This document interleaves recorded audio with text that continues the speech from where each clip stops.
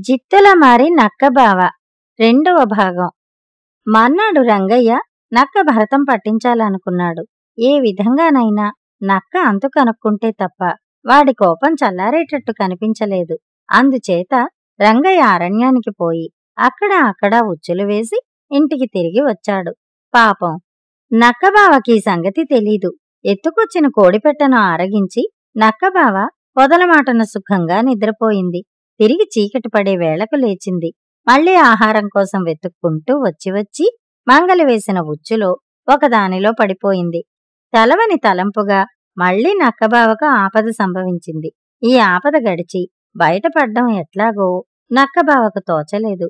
ఉచ్చు వదిలించుకోవటానికి నక్కజిత్తులేవీ పనికిరాలేదు. తెల్లవారగానే రంగయ్య ఉచ్చులు ఒకటొకటే చూసుకుంటూ వచ్చాడు. ఆఖరకు నక్కబావ చిక్కిన ఉచ్చు కనిపించింది.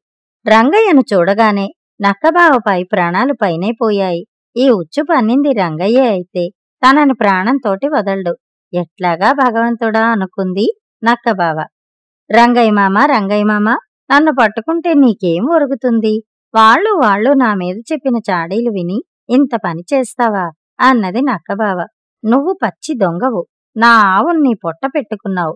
నిన్ను తాట ఒలిపించి నీ చర్మం ఎండయ్యకపోతే నేను రంగయ్యను కాను అన్నాడు మంగలి. జరిగిపోయిందేదో జరిగిపోయింది. ఇక ఎన్నటికీ నీ జోలికి రాను. నన్ను వదిలేయ్యి అన్నది నక్కబావ. నీ డొక్క వాలికలు చేసినాక అప్పుడు వదిలేస్తాను అన్నాడు రంగయ్య. నక్కబావను ఉచ్చు ఇడిపించి ఒక గట్టి గోతంలో వేసుకుని దాని మూతి గట్టిగా బిగించి గోతం భుజాన వేసుకుని రంగయ్య ఇంటికి తిరిగి వచ్చాడు. గోతం ఒక పక్కగా పడేసి రంగయ్య పెళ్ళాన్ని పిలిచి, ఒసేయ్, ఈ గోతాన్ని జాగ్రత్తగా చూస్తూ ఉండు. దగ్గరికి వెళ్ళేవు సుమా, అందులో ఉన్న దెయ్యం ముక్కు పట్టుకుంటుంది అని చెప్పి మడ్డుగత్తి తీసుకురావటానికి మేదర వాళ్ళింటికి వెళ్ళాడు. గోతంలో ఏం ఉన్నది రంగయ్య పెళ్ళానికి తెలియలేదు. కాని మొగుడు వద్దన్నాడని గోతం ఛాయలకు పోలేదు. నక్కబావ రంగయ్య పెళ్ళాన్ని మోసం చెయ్యటానికి ఒక చక్కని ఉపాయం ఆలోచించింది. రంగయ్యొదినా, గోతం మూతి కాస్త గట్టిగా బిగించవు అని అడిగింది నక్కబావ. రంగయ్య పెళ్ళాం ఉలిక్కిపడి, ఎవరు నువ్వు అని అడిగింది. నేను ఒక గంధర్వుణ్ణి. శాపంచేత నేను ఈ లోకంలోకి వచ్చాను. మంగళన్నయ్య నన్ను గోతంలో పెట్టి నదిలో పడేస్తే నేను మళ్ళీ మా లోకానికి వెళ్ళిపోతాను. మా లోకంలోకి వెళ్లే వరకు నన్నెవ్వరూ చూడరాదు. చూసిన వాళ్ళు అప్సరసలైపోతారు. అందుకని కొంచెం గోతం మూతి గట్టిగా బిగించు, నీకు పుణ్యం ఉంటుంది అన్నది నక్కబావ. రంగయ్య పెళ్ళానికి అప్సరస అయిపోవాలనే ఆశ పుట్టింది. అందుచేత గబగబా గోతం మూతి విప్పేసింది. బతుకు జీవుడా అని నక్క గోతంలో నుంచి బయటపడి పిక్క బలం కొద్దీ కాలికి బుద్ధి చెప్పి అరణ్యంలోకి వెళ్ళిపోయింది. మడ్డుకత్తి పట్టుకుని మంగలి తిరిగి వచ్చి చూస్తే ఇంకేముంది, గోతం ఖాళీ. నక్కదారిన నక్కపోయింది. దిగులు మొహంతో పెళ్ళం కనిపించింది. మంగలి పెళ్ళాన్ని పట్టుకు చావతన్నాడు.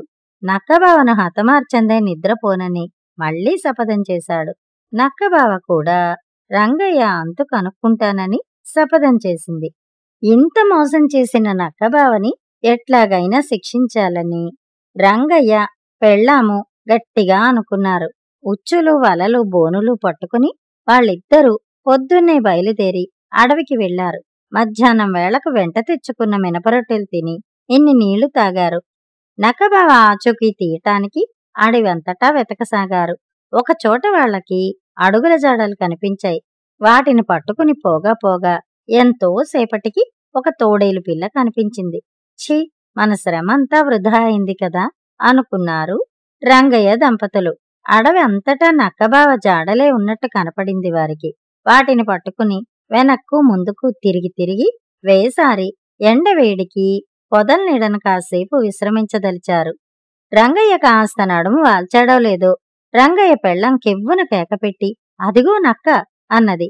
అంత దూరాన రెండు పొదల మధ్యగా ఏదో పరిగెత్తినట్టు రంగయ్యకు కూడా తోచింది. దేవుడా అంటూ మంగల్ లేచి ఆ వేపుకు పరిగెత్తాడు. కాని తీరా వెళ్లి చూస్తే అది కుందేలు. ఆ భార్యాభర్తలిద్దరూ ఒక్క క్షణం కూడా విశ్రాంతి తీసుకోలేకపోయినారు. ఎందుచేతనంటే అనుమానం పెద్ద రోగం గనక. వారికి ప్రతి పొదలోనూ నక్కబావ నక్కి ఉన్నట్టే కనిపించింది. ఒకచోట జల్లితోక కనిపించేది, మరొక చోట నల్లని మూతి కనిపించేది. కాళ్ళీడ్చుకుంటూ పోయి చూస్తే ఏమీ ఉండేది కాదు. ఈ విధంగా పగలల్లా కాళ్ళు పడేటట్టు అడవంతటా తిరిగి పొద్దుకూకే వేళకు అడవంతటా ఉచ్చులు వలలు పనసాగారు. వలలు చుట్టూ తిరిగి వచ్చాయి, కాని చిన్న ఖాళీ ఉండిపోయింది. ఆ ఖాళీ కూడా మోయకపోతే మధ్య ఉన్న నక్కబావ సందు నుంచి తప్పించుకుపోవచ్చు. అందుచేత ఆ సందులో చెట్ల కొమ్మలు పాతి ఆ ఖాళీ ముద్దామనుకున్నారు. రంగయ్య చెట్ల కొమ్మలు కొట్టుకొచ్చాడు. వాటిని దట్టంగా పాతారు. పెళ్ళాన్ని అక్కడే కాపెట్టి రంగయ్య వలలు పన్నిన మేర యావత్తూ తిరిగి వచ్చాడు. ఎక్కడా నక్కబావ చిక్కిన జాడ కనిపించలేదు. చీకటి కూడా పడిపోయింది. అకస్మాత్తుగా రంగయ్య పెళ్ళానికి కొమ్మల వెనక ఏదో కదిలినట్టయి కొమ్మల సందుగా చేయి చాచింది. ఆ సమయానికే అవతలివైపు చేరిన రంగయ్యకు కూడా కొమ్మల మధ్యగా నక్కబావ దూరి రావడానికి ప్రయత్నిస్తున్నట్టు తోచింది. వాడు కూడా చెయ్యి చాచి తన వైపు వచ్చే భార్య చేతిని పట్టుకున్నాడు. నా చేతికేదో చిక్కింది అని కేకపెట్టాడు రంగయ్య. నా చెయ్యి దేనికో చిక్కింది అని కేకపెట్టింది పెళ్ళాం. గట్టిగా పట్టుకో, పోనీ మాకు అన్నాడు రంగయ్య. తాడు పెట్టి కట్టెయ్యి, తప్పించుకుపోయాను అన్నది పెళ్ళాం. ఇద్దరూ ఆ చీకట్లో ఎంతో శ్రమపడి ఒకరి చేతికొకరు తాళ్లు గట్టిగా బిగించుకున్నారు. దొరికిందా అన్నాడు రంగయ్య తాడు లాగుతూ. దొరికింది గాని నన్ను గుంజేస్తోంది అన్నది వాడి భార్య. పోనీ మాకు, గట్టిగా పట్టుకో, నన్ను కూడా గుంజేస్తోంది అని కేకపెట్టాడు రంగయ్య. ఏమంటే రంగయ్య పెళ్ళాం పాతిన కొమ్మలకు కాలు తన్నిపట్టి బలంగా లాగసాగింది. అటు రంగయ్య కూడా బలం కొద్దీ పెళ్ళాన్ని గుంజసాగాడు. నిన్న తప్పించుకుపోయినట్టు అనుకున్నావా? బయటికి రా, నా తడాకా చూపిస్తా అన్నాడు రంగయ్య తాడులాగుతూ. నిన్న నా కళ్ళల్లో కారం కొట్టి తప్పించుకుపోతావా? ఇప్పుడు నీ బాబెవడు రక్షిస్తాడు అంటూ లాగింది రంగయ్య పెళ్ళాం. వీళ్ల పెడబొబ్బలు నక్కబావ వింది. రంగయ్య దంపతులు పన్నిన వలల మధ్య అది లేనే లేదు. వేరే ఒక మూల పొదల మధ్య గోతిలో పడుకుని రాత్రల్లా నిద్రపోయింది.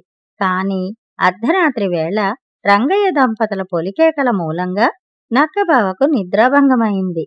వాళ్ళు మధ్య మధ్య తన పేరే ఉచ్చరించడం చూసి తన జాడ కనిపెట్టారేమోనని భయపడింది కూడాను. కాని వాళ్ల మాటలు జాగ్రత్తగా వింటే వాళ్ళు తాను దొరికిపోయినట్టే అనుకుంటున్నారని తెలిసింది. ఏదో చమత్కారం జరుగుతోంది చూద్దామని నక్కబావ అతి జాగ్రత్తగా దారి చూసుకుంటూ రంగయ్య దంపతులున్న చోటికి చేరుకుంది. వాళ్ళు ఒకళ్ళనొకళ్ళు గుంజుతున్నారని నక్కబావకు తెలిసిపోయింది. ఈ ప్రహసనంలో తాను కూడా పాల్గొనాలని నక్కబావకు బుద్ధి పుట్టింది. నన్ను లాక్కండి, లాక్కండి, నాకు బుద్ధొచ్చింది, చెంపలేసుకుంటా, ఈసారికి నన్ను పోనివ్వండి అని అరిచింది నక్కబావ ఏడుపు గొంతుతో. నక్క గొంతు వినేసరికి రంగయ్యకి పోతున్న బలమంతా తిరిగొచ్చింది. ఇప్పుడు నీకు బుద్ధి వచ్చిందే, నా చేతిలో ఎట్లాగూ చావు తప్పదు కనుక పై జన్మకి బుద్ధి పనికి వస్తుందిలే అన్నాడు రంగయ్య బలం కొద్దీ పెళ్ళాన్ని లాగుతూ.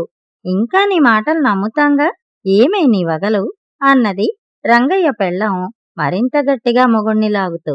తల్లి, చచ్చి నీ కడుపున పుడతా, నన్ను ఈసారికి వదిలిపెట్టు అని మళ్ళీ నక్క దొంగేడుపు ఏడిచింది. ఈ సమయానికి రంగయ్య తన బలం కొద్దీ పెళ్ళాన్ని ఒక్క గుంజు గుంజేసరికి రంగయ్య పెళ్ళాం కింద పడిపోయింది. రంగయ్య ఆమెను కొమ్మల మధ్యగా పడేసి ఈడవసాగాడు. ఆయాసంతో రంగయ్య పెళ్ళానికి స్పృహ తప్పిపోయింది. అందుచేత ఆమె మాట్లాడలేదు. పెళ్ళాం ఎప్పుడైతే తనను లాగడం మానేసిందో రంగయ్య నక్కబావ పని అయిపోయిందనుకున్నాడు. చేతిలో ఉన్న తాడు భద్రంగా పట్టుకుని కొమ్మల మధ్య ఇరుక్కుపోయిన పెళ్ళాం దగ్గరికి వచ్చాడు. ఇదంతా చూస్తున్న నక్కబావ, నీ కడుపు చల్లగా 1000 ఏళ్లు బతుకమ్మా, నన్ను వదిలించి ఈసారికి నా ప్రాణం రక్షించావు అంటూ దూరంగా వెళ్ళిపోయింది. నీ దొంగెత్తులు నా దగ్గరనా, నేనెవడనుకున్నావు అంటూ రంగయ్య స్పృహ తప్పిపడి ఉన్న పెళ్ళాన్ని చీకట్లో పోల్చుకోలేక దుడ్డు కర్రతో చావబాదాడు. ఈ దెబ్బకు స్పృహ వచ్చి రంగయ్య పెళ్ళాం కుయ్యో మొర్రో అంటూ లేచింది. ఈ సమయానికి తూర్పు తెల్లవారుతోంది. ఇప్పుడు రంగయ్య తన పెళ్ళాన్ని గుర్తించి, ఓసి నువ్వుటే, అయితే నక్కబావ ఏది, ఇంకే, దాన్ని నువ్వే విడిపించావు అంటూ మళ్లీ పెళ్ళాన్ని తన్ననారంభించాడు. నక్కబావని నేను విడిపించలేదు మొర్రో అంటూ రంగయ్య పెళ్ళాం ఏడిచింది. మొదట మంగలి పెళ్ళాన్ని నమ్మలేదు. కాని కాస్త వెలుతురు వచ్చి తమ ఇద్దరి చేతులకు ఉన్న తాళ్లు చూసుకున్నాక నక్కబావ దొరకనే లేదని, తెల్లవార్లు ఒకరితో ఒకరు పెనుగులాడారని తెలిసిపోయింది. రాత్రల్లా వాళ్లు పడిన శ్రమకు తోడు నక్కబావ వచ్చి వాళ్లను చూసి నవ్విపోవటం మరింత దుర్భరమైంది మంగలి దంపతులకు. తమను తాము తిట్టుకుంటూ రంగయ్య దంపతులు ఇంటికి పోయారు. నక్కబావకు శిక్ష జరగనే లేదు. కథ ఇంకా ఉంది.